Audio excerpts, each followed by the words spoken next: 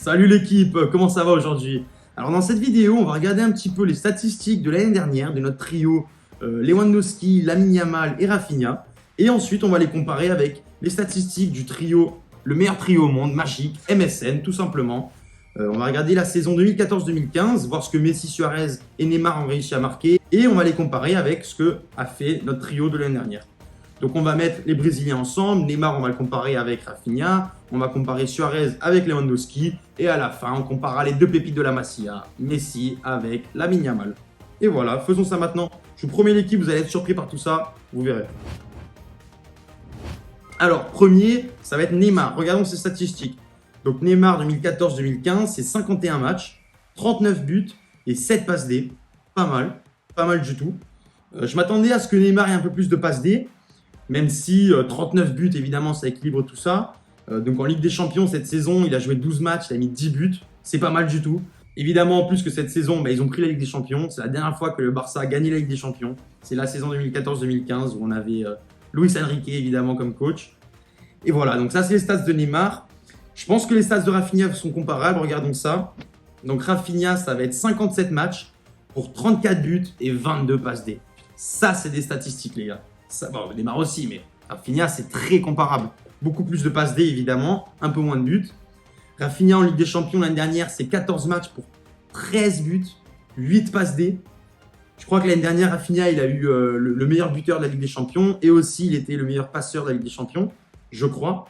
En Liga, Rafinha, c'est 18 buts et 9 passes D. C'est très très lourd aussi. Franchement, c'est hyper équilibré. Rafinha, les statistiques qu'il a. Donc pour l'instant, on voit que Rafinha a des meilleures statistiques que Neymar, assez surprenant. Passons maintenant à Suarez et à Lewandowski. Alors, Luis Suarez, c'est 43 matchs, 25 buts et 20 passes D dans la saison 2014-2015.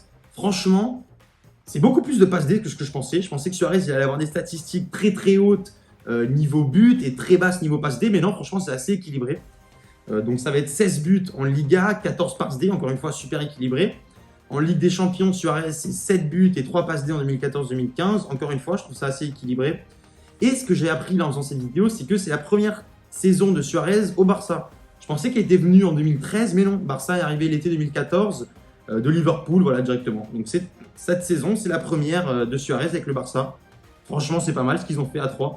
Vous allez voir en plus, les stats, elles sont belles. Donc passons maintenant à Robert Lewandowski. Alors Robert Lewandowski, c'est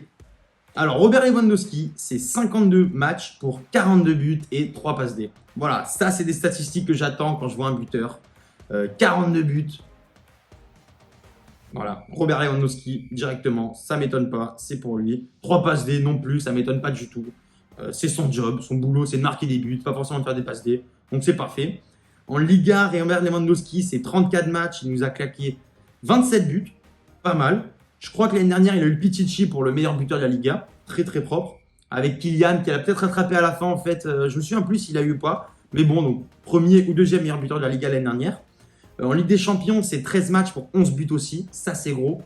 Je pense que Lewandowski il a eu une très belle saison l'année dernière. On sait tous évidemment que Robert Lewandowski, c'est un des meilleurs buteurs du monde.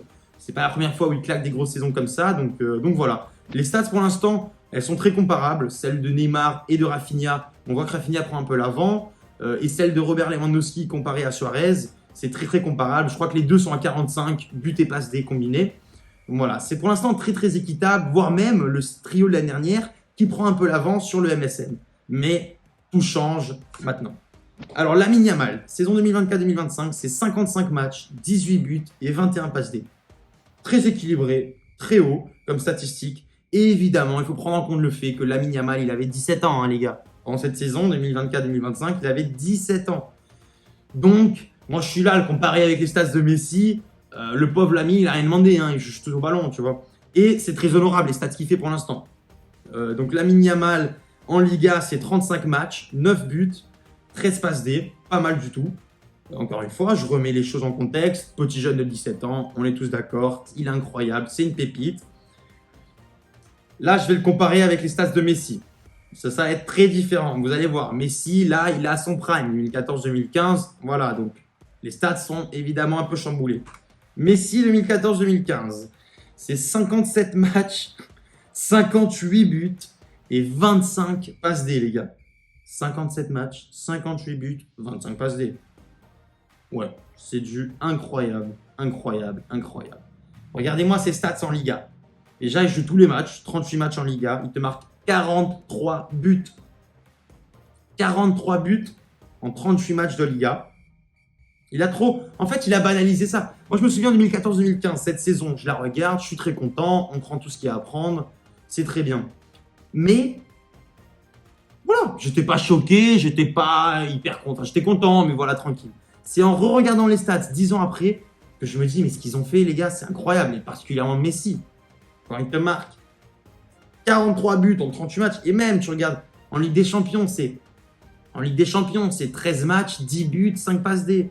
Même en Coupe des Rois, 6 matchs, 5 buts de passes D. C'est toujours incroyable les statistiques de Messi. Cette saison, franchement, c'est choquant. C'est choquant les statistiques de Messi. Quand tu les mets à côté de celles de Lamine Yamal, on dirait que Lamine Yamal, c'est un amateur. Mais bon, c'est juste que Messi, c'est le meilleur joueur du monde. Évidemment, je ne sais pas de les comparer. Les deux, c'est les pépites de la Masia. Les deux, ils forment le trio attaquant. Les deux, ils portent le numéro 10 maintenant. Évidemment, Lamine, ça reste un mec de 17 ans. Messi, il était à son prime à cette année-là. On sait tous qu'il faut donner du temps à Lamine. Je suis totalement d'accord. Mais je mets les stats à côté. Et c'est vrai que là, ça choque quand on voit les stats de Messi. C'est incroyable. Sinon, c'est vrai que les stats de Neymar, Rafinha, assez équilibrés. Les stats de Lewandowski contre Suarez, assez équilibrés. La grande différence, c'est Messi en fait. C'est Messi qui fait la grande différence. Donc maintenant, ce que je vais faire, c'est que je vais combiner les statistiques d'un trio, combiner les statistiques de l'autre. On va regarder les deux ensemble et voir la différence. Donc, le trio de l'année dernière, c'est 164 matchs en tout pour ces trois joueurs, 94 buts, 46 passes D, en tout 140 buts et passes D dans ces 164 matchs. Franchement, c'est du lourd. La saison dernière, ce trio de Lamine, Lewandowski, Rafinha, c'était le meilleur trio attaquant au monde. Ils ont eu le plus de buts, le plus de passes D, c'était le meilleur trio. Et quand on va voir la différence avec le MSN, voilà, donc le MSN c'est 151 matchs, moins de matchs, et 122 buts, 52 passes D pour un combiné de 174 buts passes D en 151 matchs. Qu'est-ce que je veux que je vous dise? Et on a vu que les stats pour deux joueurs étaient équilibrés, c'est vraiment ceux de Messi qui chamboulent totalement tous les statistiques. Et donc voilà, j'ai fait une dernière statistique pour vous, c'est pour montrer un peu la différence entre les deux trios. Donc on voit que le trio de l'année dernière a quand même joué plus de matchs, 13 matchs en plus. On sait tous qu'avec les compétitions qui sont ajoutées, on a vu la Coupe d'Espagne, la Super Coupe, là, et là, ils n'ont même pas joué la Super Coupe en 2014, nous on l'a joué la saison dernière. Donc on a plus de matchs pour 28 buts en moins, quand même. 6 passes D en moins aussi, pour un combiné de 34 buts et passes D en moins pour 13 matchs de plus. Donc voilà, on voit que c'est pas très équilibré. Évidemment, il y a quelqu'un dans ce trio qui fait chambouler toutes les statistiques, c'est Messi, évidemment. Et donc voilà, on voit que en tout, j'ai une autre statistique pour vous. Donc le trio du MSN, ils ont eu 1 but 15, ils ont eu 1.15 buts passe D par match. Donc ça veut dire que un des trois a marqué ou a fait une passe D tous les matchs. Voilà, c'est simple. Tous les matchs de la saison, un des trois a mis 1.15 buts ou passe D par match. Incroyable. Comparé au trio l'année dernière qui a 0.85, 0.85 buts et passe D par match, qui est un peu plus bas, mais qui est quand même assez pour rendre ce trio le meilleur trio de la saison 2024-2025. N'oublions pas ça. Je le compare juste évidemment au meilleur trio qui a jamais existé au monde. C'est pour ça que on voit cette différence. Mais ne pensez pas que je dis que le trio l'année dernière n'est pas bon. Au contraire, je suis plus qu'heureux avec ce trio. Ils ont tout cassé l'année dernière et je pense que l'année prochaine sera encore plus. Donc c'est nickel. Et voilà l'équipe. Donc en parlant de l'année prochaine, je pense que c'est intéressant parce qu'on a tous vu que Lamine Yamal l'année dernière, il était très jeune, il avait 17 ans. Donc avec un peu plus de temps, je ne sais pas s'il arrivera à rattraper les stats de Messi, mais je pense que petit à petit, il va commencer à monter dans les buts et dans les passes D. Donc ça nous donne envie de regarder ce trio, de les suivre toute la saison.